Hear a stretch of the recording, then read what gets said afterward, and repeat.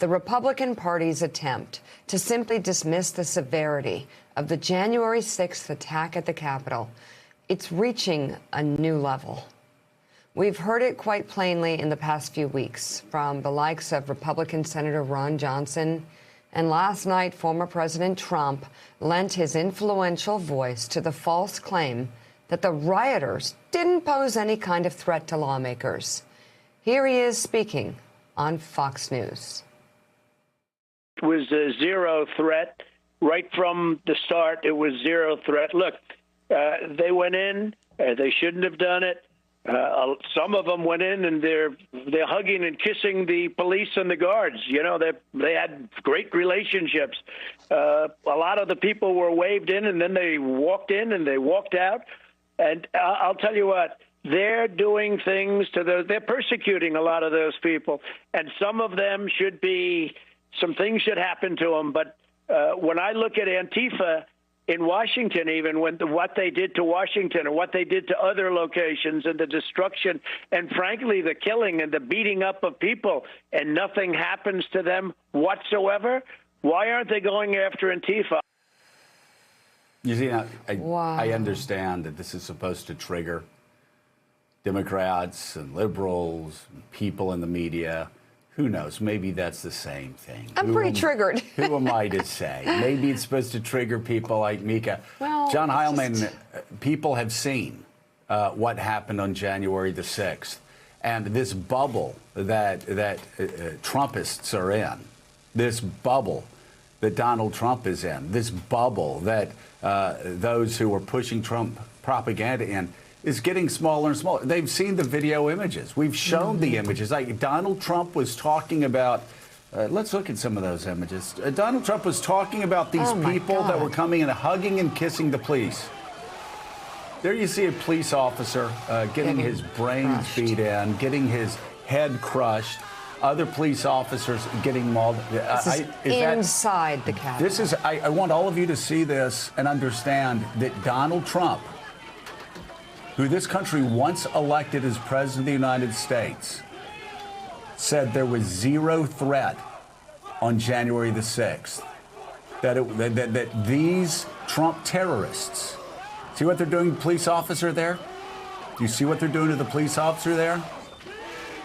Breaking, trying to break his neck while all these Trumpists are in there. They're not Antifa. You will remember that Kevin McCarthy, when he was under attack, when the Capitol was under attack, when Kevin McCarthy was scared to death and Donald Trump tried to say it was Antifa, Kevin McCarthy screamed at him and said, "Who the blank do you think you're talking to? These are your people." And then yesterday, what did we show you about these people that are brutalizing police officers? Blue Lives Matter? Not to Donald Trump. He doesn't give a damn about police officers, or else he would have strongly condemned this attack in its strongest terms. These terrorists using an American flag to brutalize a police officer. These Trump terrorists brutalizing a police officer and beating him so badly that he lay on the ground being what he thought beaten to death. All he could think of was his 4 daughters. And he was wondering how they were going to get by without him, because these terrorists were attacking, beating, brutalizing police officers. They had a noose for Mike Pence. They had a noose for Mike Pence, and they went around screaming, "Hang Mike Pence." Hugging and kissing police? No. John Heilemann, these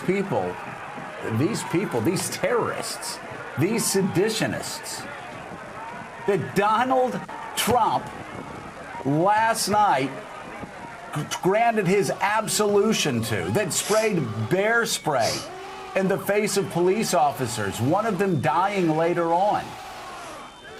And again, who tried to crush the head of police officers. Right there. That's the face of Donald Trump's terrorist supporters on January the 6th. That's the face of the people that Donald Trump last night was saying were good Americans who were, quote, hugging and kissing the police. It's beyond sick. Yeah, and I think, Joe, I'm glad you're showing the images, and I think we should remind people of this. But I actually don't think, at some level, it's really necessary in the sense that, you know, this is one of those instances where, you know, Trump has lied about a lot of things and has lied about some very big things, like the notion that the election was stolen, right? But part of the way in which the big lie works is that you can't really see. He's saying, well, the votes were, there was voter fraud and you can't see it and you just haven't found the evidence yet. And so there's a lack of tangibility to that, right? How does that lie take root? You can't show an image to prove the negative, right? Which is that voting fraud didn't take place. We know it didn't take place, but you can't show it on camera. What's crazy about this is that as you guys are showing right now, the video, is that to your very first point, which is that this is the kind of lie that exposes the bankruptcy of the liar in a way that is kind of irrefutable. We all have seen these images over and over and over again.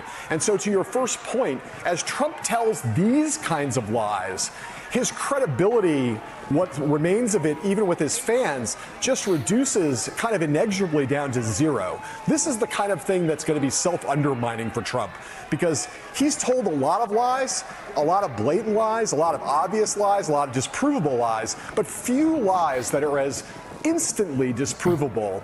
And nationally, where people just, there's no counter narrative here. There's so much video that even the people on the very far right have seen all this video and they know. So when Trump comes out and says something like this, there's a little bit of like, okay, you're either completely insane or you're just the biggest, fattest liar in the history of the world and you're trying to play us. Hey, thanks so much for watching our YouTube channel. You can follow up on today's top stories and breaking news, or catch up on your favorite MSNBC shows all in one place. Download the NBC News app today.